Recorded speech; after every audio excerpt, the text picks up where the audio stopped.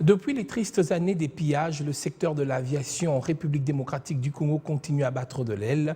Les multiples tentatives de faire renaître, descendre la glorieuse Air Zaïre, vous savez, à travers Ewabora et bien d'autres compagnies qui se sont succédées, n'ont abouti jusqu'ici à rien. Les avions de la seule compagnie officielle actuellement sont cloués au sol. Les voyageurs sont donc obligés de transiter pour certains par Addis Abeba pour rejoindre d'autres provinces.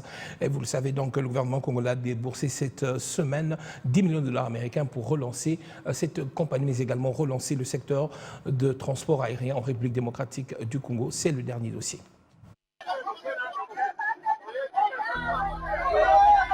Des images qui renvoient loin dans l'histoire du monde, mais pourtant vécues en ce 21e siècle en République démocratique du Congo. Les passagers se disputant pour avoir une place à bord d'un avion. Avec une superficie de 2 345 409 km², la République démocratique du Congo compte environ 10 compagnies d'aviation. Un secteur où les privés font l'affaire. L'État congolais, lui, ne se retrouve dans ce lot qu'avec une seule compagnie, Congo Airways. Une compagnie obligée d'envoyer ses agents à la retraite faute d'avion. Le seul qui est opérationnel vient d'être cloué au sol. Les avions sont butés des cycles, comme le dit ici le patron de cette compagnie. Je confirme, la compagnie nationale Congo Airways va interrompre pour un certain temps ses opérations. Plus d'avions, c'est trop dur. Les avions sont là, mais ils doivent aller en inspection, en plus précisément les moteurs qui doivent passer en shop, en révision, suivant le programme de maintenance qui a été établi au niveau de la direction technique et approuvé par le management. Négligence ou manque de moyens, un problème qui n'aurait pas dû surprendre. Peut-être une lueur d'espoir, le gouvernement congolais débloque pour pallier la situation 10 millions de dollars pour le leasing de 2 avions et d'autres acquisitions pour la relance de la compagnie. Est-ce reparti pour une nouvelle ère dans les airs? Avec les réseaux routiers presque impraticables, réseaux ferroviaires inexistants, voies fluviales presque non entretenues, le transport par voie aérienne se présente comme la seule capable d'interconnecter le pays. Cependant, il existe une adéquation entre l'offre et la demande dans ces secteurs. Une des barrières reste le prix jugé excessif par la population. Les tentatives du gouvernement de baisser les prix des billets d'avion ont été aperçues par l'opinion comme un feu de paille. Les prix sont restés statiques, voire augmentés avec la pression sur les prix de l'essence à la pompe. Les opérateurs économiques doivent maintenant intégrer dans leur système les modifications des prix. Ils doivent modifier selon les trajets. Pour l'organisation administrative, on attend un peu et ça peut prendre un jour, 2 jours. Mais les nouveaux tarifs sont déjà là. Pour mieux cerner les problèmes qui rongent le secteur de l'aviation en RDC, il faut donc remonter les temps. Après les années glorieuses de Air Zaïre, le signe indien va poursuivre la RDC, ancien Zaïre vers les tristes années de pillage. Depuis, le secteur plongea dans un trou noir. L'avènement de Ewabora Fly Congo s'est disputé l'offre avec CAA, Gomer, Malou Aviation, Kinavia, Air Kassai, Service Air, aux côtés des compagnies privées étrangères. En 2014, exactement le 15 août, le gouvernement de la République va créer Congo Airways. La compagnie va commencer avec 4 aéronefs qui vont desservir l'intérieur du pays. Et selon les instructions du président de la République, chef de l'État, il a instruit le gouvernement de la République pour que d'ici le mois à venir, que la flotte de Congo Airways puisse s'accroître de manière à passer de 2 à 4 ou sinon 6 pour que Congo Airways puisse être capable de satisfaire à la demande. Mais près de 10 ans après sa création, Congo Airways se dirige inéluctablement vers le gouffre. Aujourd'hui, la société a besoin d'une trentaine de millions de dollars pour se relancer. La tentative de créer une nouvelle compagnie d'aviation, Air Congo, avec l'appui d'Ethiopian Airlines, a été étouffée dans l'œuf. Pour les autorités, la nouvelle société devrait donner un second souffle à ces secteurs. Mais pour les observateurs avertis, plusieurs problèmes freinent le développement de ces secteurs en RDC. La mauvaise qualité des infrastructures aéroportuaires contribue à l'amortissement rapide des appareils volants qui nécessitent des entretiens réguliers. Les compagnies aériennes sont butées à un sérieux problème lié au prix de kérosène. Aujourd'hui, prendre place à bord d'un avion est synonyme de faire partie d'une classe privilège de la population. Contrairement à plusieurs pays du monde, la subvention dans ce secteur n'existe presque pas, surtout en ce qui concerne la subvention des pièces de réchange. Et pourtant, pour soutenir le développement dans ce secteur, le gouvernement de la République devrait accompagner les investisseurs dans ce secteur en octroyant des subventions. Aujourd'hui, pour atteindre la ville de Lubumbashi, par exemple, faute d'aviation de compagnies privées locales, il faut débourser près de 1500 $ dans les compagnies privées étrangères en faisant une escale à Addis Abeba. Avec le mouvement qui sera occasionné par les élections du mois de décembre prochain, d'aucuns estiment que la pénurie observée dans ce secteur se présente comme un handicap pour le bon déroulement de ces processus.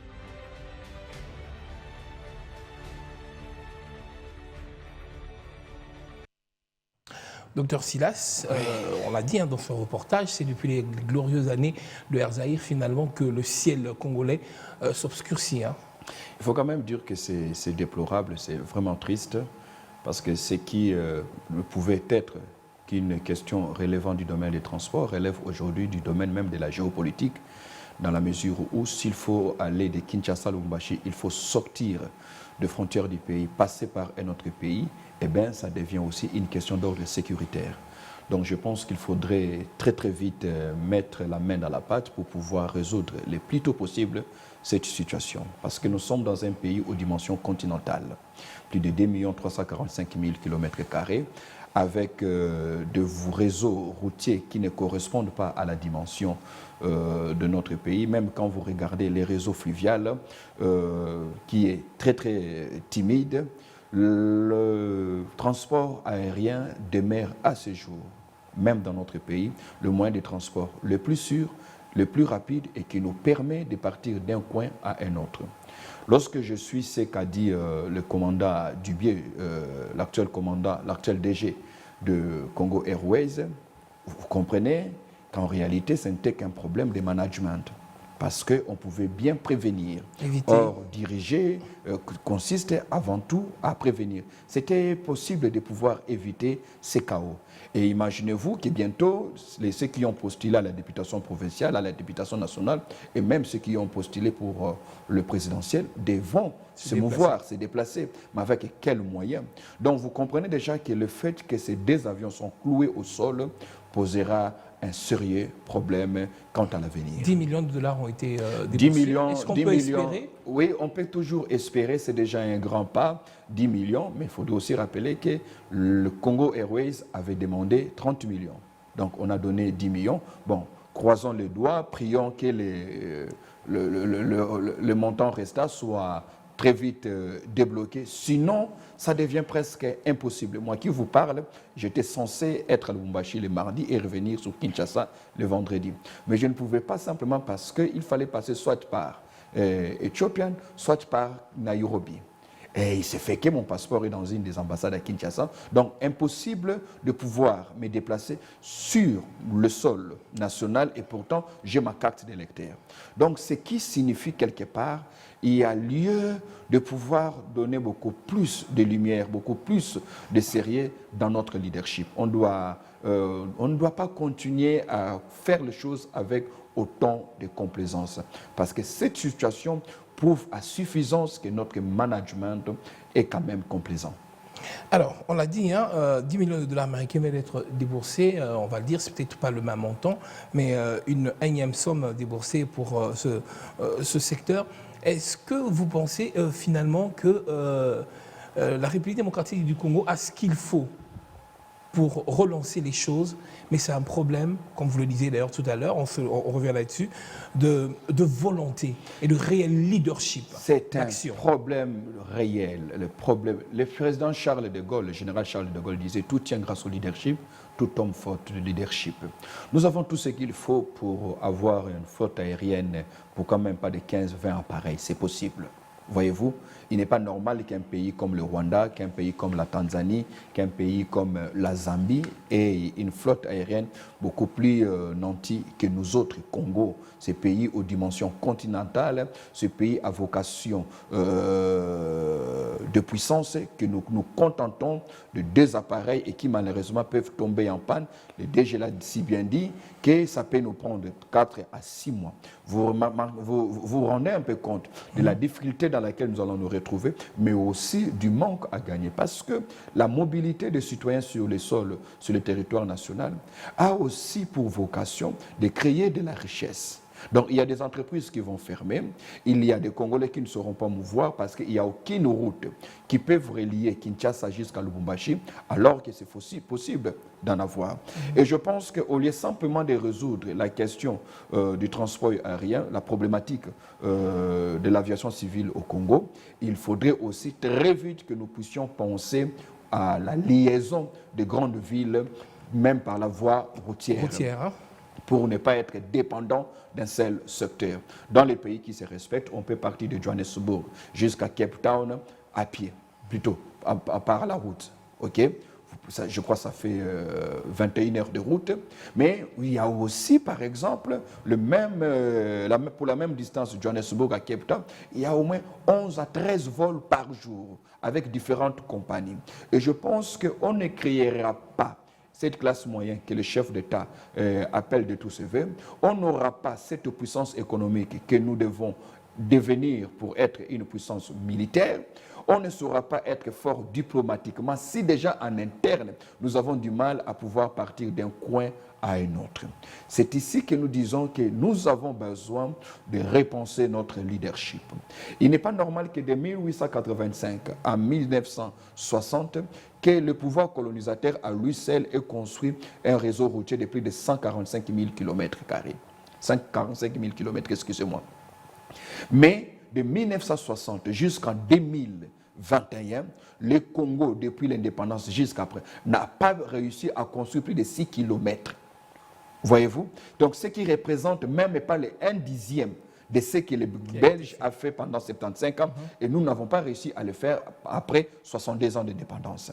Vous regardez avec les réseaux ferroviaires, parce que pour un pays qui compte déjà 100 millions d'habitants, les réseaux ferroviaires, les transports ferroviaires deviennent une nécessité. Parce que c'est d'ailleurs la raison pour laquelle Kinshasa connaît aussi tous ces bouchons que nous avons dans nos trafics ici. Parce que dans une ville où il y a 15 millions d'habitants, il faudrait impérativement penser à un transport ferroviaire. Les Belges, de 1885 jusqu'à 1960, nous a doté d'un réseau ferroviaire de 5000 et quelques kilomètres. Mais de 1960 jusqu'à aujourd'hui, même pas 10 km de réseaux routiers ferroviaires que nous autres avons construits pour notre propre pays. Donc la question de la souveraineté ne devrait pas seulement être définie par rapport aux choix ou aux décisions que nous devons prendre sur notre propre sol, mais aussi dans notre capacité à transformer et à rendre possible la mobilité des citoyens et même de leurs biens sur le sol national. Docteur Silas Mimile Makango, je rappelle que vous êtes pasteur, écrivain, conférencier, également docteur en politique internationale. Merci d'avoir répondu à toutes nos questions. C'est moi qui vous remercie, cher Steve. C'était le magazine du dimanche. Je vous retrouve la semaine prochaine. Mesdames et messieurs, merci à vous de nous avoir suivis.